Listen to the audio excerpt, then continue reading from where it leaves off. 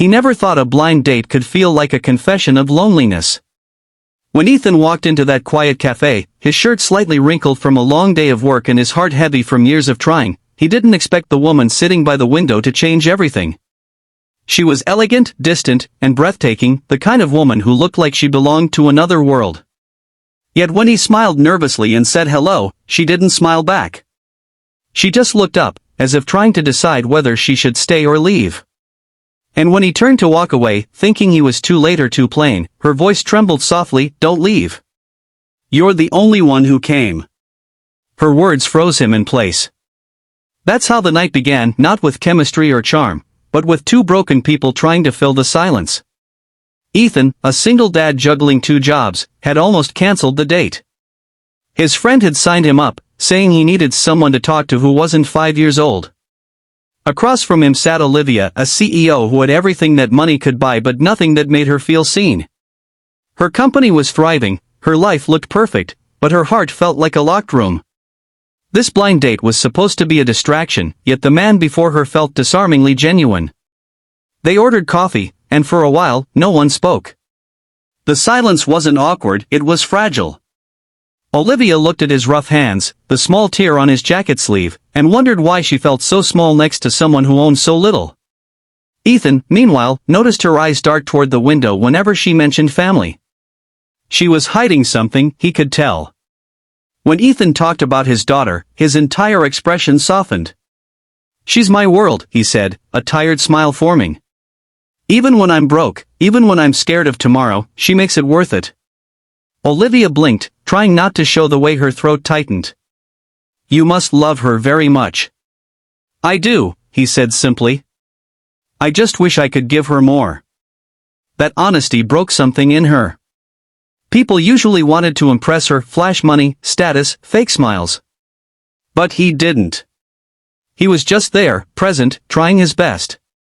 It made her chest ache in a way she hadn't felt in years. Then, without realizing, her hand trembled. Maybe it was the loneliness, or maybe the weight of pretending she was fine. But Ethan noticed. Without hesitation, he reached out and gently held her hand across the table. "Hey," he said softly. "You don't have to hide it. Whatever it is, you're not alone right now." Her eyes filled instantly.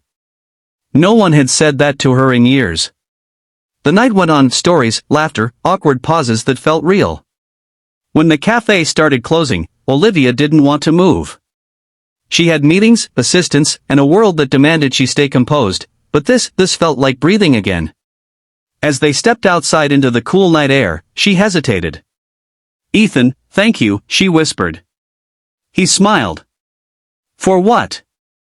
"For showing up." That moment would have ended like a gentle goodbye, but fate wasn't done yet. A week later, Ethan's world began to crumble again. His daughter fell sick, and hospital bills piled up. He worked double shifts, stopped sleeping, and started losing hope. He didn't tell anyone, not even Olivia. Their connection had been brief but unforgettable, yet he assumed she'd moved on. Then one night, as he sat beside his daughter's hospital bed, a voice said his name. He turned, and there she was. Olivia. Dressed simply, holding a small teddy bear, standing in the doorway like a miracle. "I called the cafe," she said softly. "You left your wallet there." He laughed weakly. "That was weeks ago." "I know," she said, stepping closer. "But I wanted to see if you were okay." He didn't know what to say. He'd seen pity before, but this wasn't that. She looked worried. Genuinely. When she saw his daughter sleeping, she smiled sadly. "She looks like you," Olivia whispered. "Strong." He sighed. "She deserves better than this." Olivia turned to him. "Maybe what she needs isn't better, maybe she just needs you." That line, simple, gentle, shattered him. He didn't realize how much he needed to hear it. Over the next few weeks, Olivia started visiting the hospital, quietly helping with bills, bringing food, sometimes just sitting silently beside them. The CEO everyone feared became someone's safe place. Ethan didn't understand why she cared so much, but every time their hands brushed, the answer felt closer. One evening, as his daughter finally smiled again, Ethan looked at Olivia and said, "You didn't have to stay." She looked at him with a small smile. "You didn't leave, Ethan. You're the only one who came when I needed someone. Maybe this is me finally returning the favor." The words echoed a mirror of that first night. When his daughter was discharged, Olivia walked them to the car. She hesitated, then said, "Maybe next time, you can bring her on our date?"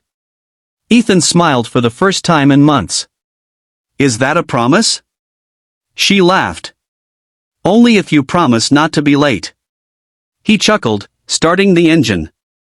"Deal." As they drove off, Olivia stood in the parking lot, snow beginning to fall, her eyes following the car until it vanished down the street. For the first time in years, she felt warmth, not the kind that money could buy, but the kind that begins when two lonely hearts finally stop pretending they're fine. And that Christmas, when Ethan's daughter opened her presents, she asked, "Daddy, will Miss Olivia come for dinner?" He smiled softly. "I think she already has." Because sometimes, love doesn't arrive in grand gestures or perfect timing. It starts with the quiet words that change everything. "Don't leave. You're the only one who came."